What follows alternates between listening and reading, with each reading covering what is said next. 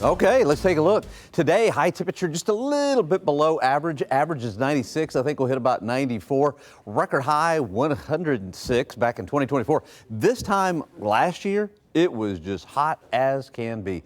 So far at the airport, even though we've had some heavy downpours around the airport for the month, only 0.06, that's it. All right, partly to mostly cloudy skies, 30% chance of a thunder shower. Hopefully you'll get wet.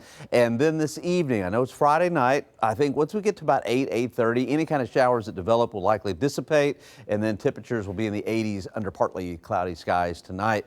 All right, rainfall. Well, most locations, if you were to take an average, I would say over the last 2 days, probably about a half an inch or so. Some locations 1 to 2 inches, even a little bit more in some locations like northeastern Uvalde County. But in Bexar County, most of Comal, some of Guadalupe, Kendall County, just really not a whole lot. At the airport, nothing in the last 2 days. All right, 73 is current temperature. We've got some 60s on the map, 69 Uvalde, Fredericksburg coming in at 66, down to the south and east temperatures in the mid 70s at Gonzales. Again, it is going to be hot, temperatures in the mid 90s. That's where we should be for this time of the year, around 94 or so, and the East Coast, that's where it's going to be really nice with highs in the 80s. Okay, here's what's going on in the big picture. Upper level ridge of high pressure around the four corners.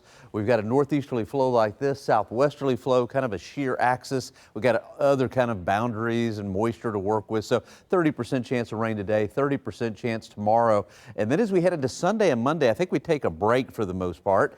And then look at this big trough, huge trough, cold front across the eastern part of the U.S. for mid next week. The front doesn't make it here. Well, it kind of limps in, but it'll be close enough that I think we'll have a 20% chance of rain for mid next week, but definitely a lot cooler across the eastern part of the country for the mid and end of next week. If you have any travel plans there, we're getting to that time of the year. These cold fronts are getting closer, just not making a difference for south central Texas just quite yet. Temperatures today, 94, about a 30% chance of seeing some rain, and I think tomorrow more like a 20% chance. Hurricane Erin, 90-mile-per-hour hurricane, Category 1, but weakening and racing off to the north and east at 22. This cluster showers and storms here could develop, but I think it's going to move out in the Atlantic. Don't have to worry about this one.